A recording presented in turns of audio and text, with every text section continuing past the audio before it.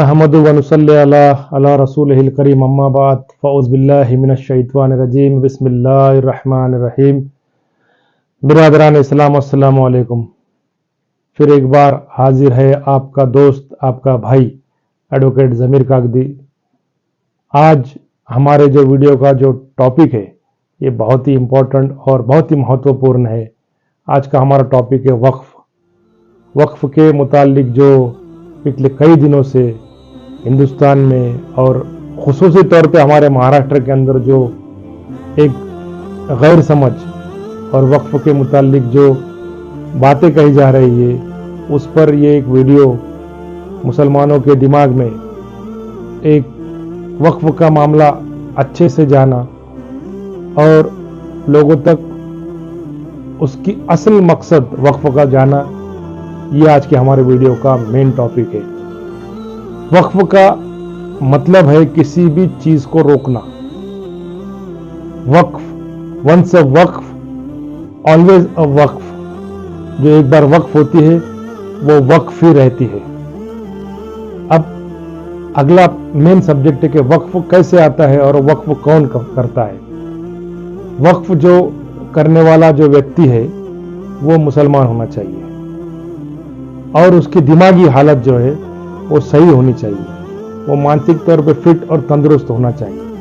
ऐसा इंसान ही वक्फ कर सकता है। यानी एक मुस्लिम व्यक्ति वो वक्फ करता है और वक्फ क्या करता है, उसको जो चाहे वो बख्शिश के तौर पे जो उसके पास माल दौलत जमीन जायदाद वो वक्फ कर सकता है। वक्फ किसकी राह में दिया जाता है, तो वक्फ जो है ये अल्लाह की राह में दिया जाता है। उसका वक्फ देने के बाद मालिक अल्लाह होता है। वास्तविक तौर पे हर चीज का मालिक और खालिक अल्लाह ताला है, पर यहाँ खुसूसी तौर पे जब वक्फ की बात होती है तो वक्फ जिस चीज अल्लाह की राह में देने के बाद उसका मालिक अल्लाह रब्बुल इज़्ज़त होता है। यानी उस संपत्ति का पूरा मालिक जो वक्फ की गई है उसका मालिक अल्लाह ताला होता है। भारत में वक्फ कैसे आया?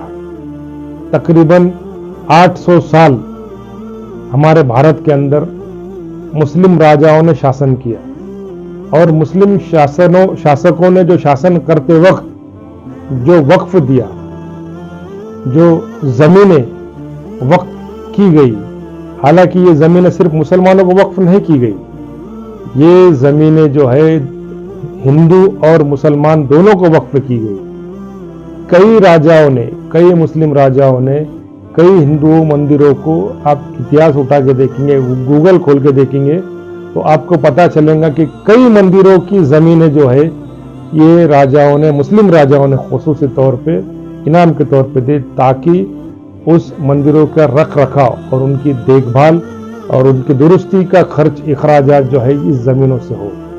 साथ ही साथ जो है मुसलमानों को जो वक्फ बांटा गया उसमें खुसूसी तौर पे दरगाह, मस्जिद, कब्रिस्तान, ये जो मामलात के अंदर जो ज़मीनें बांटी गई, बुजुर्ग जो यहाँ पर सूफी बुजुर्ग यहाँ पर आए थे उनके इखराजात के वास्ते, उनके मामलात इखराजात के तय करने के वास्ते, उनको आमदनी के वास्ते जो ज़मीनें दी गई थी वो ज़मीनें असल में वक्फ की गई। आखिरी दौर जब मुस्लिम शासकों का आया तो जो 5 शाह थे, आदिल शाह, निज़ाम शाह, कुतुब शाह, इलियास शाह और बिदर शाह, खुसूसी इन 5 शाहों ने जो इनाम बांटे और ये इनाम बांटने के बाद उसके बाद शाहों के बाद जो भारत के अंदर जो शासक आए वो मुगल आए।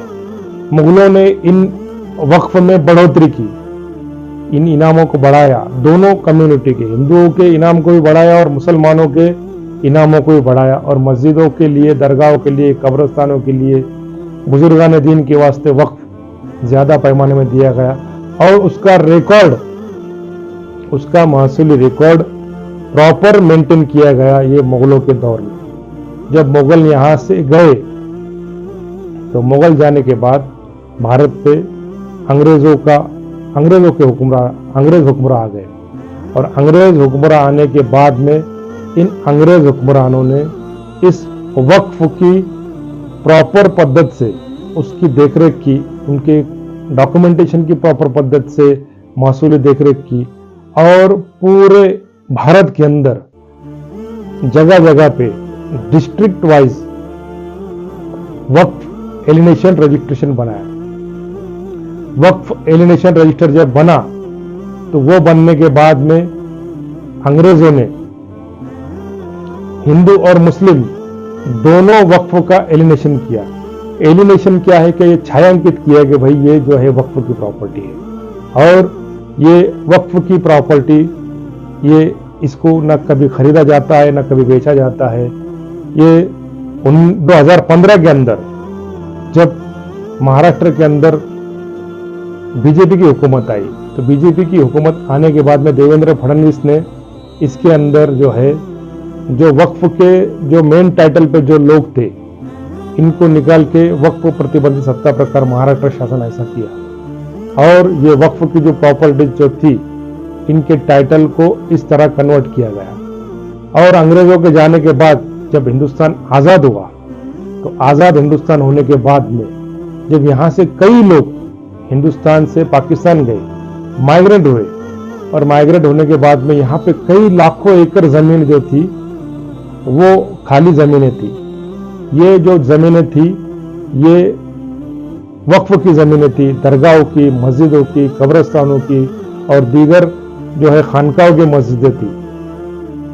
जो मुसलमान यहाँ से पाकिस्तान गए उनकी जो प्रॉपर्टी थी वो इधर की प्रॉपर्टी में आती है, मगर चूंकि ये दरगाह, कब्रिस्तान और मस्जिद की प्रॉपर्टी थी इसलिए इसे वक्फ घोषित किया गया। 1947 में जब भारत आजाद हुआ और उसके बाद में जब राज्य घटना 26 जनवरी 1950 में 51 में जब राज्य घटना इंप्लीमेंट हुई, नवंबर 1950 में राज्य घटना आई और 51 में इंप्लीमेंट हुई, तो 51 में इंप्लीमेंट होने के बाद में 3 साल आगे 1954 तक पूरी प्रॉपर्टी का सर्वे किया गया और सर्वे करने के बाद में पहली बार पंडित जवाहरलाल नेहरू के वक्त में एक जातिवादी नेता ने कहा कि वक्फ बोर्ड रद्द करो। कई लोग जातिवादी लोग आप वीडियो देखेंगे यूट्यूब के ऊपर, वक्फ बोर्ड रद्द करो, वक्फ बोर्ड रद्द करो।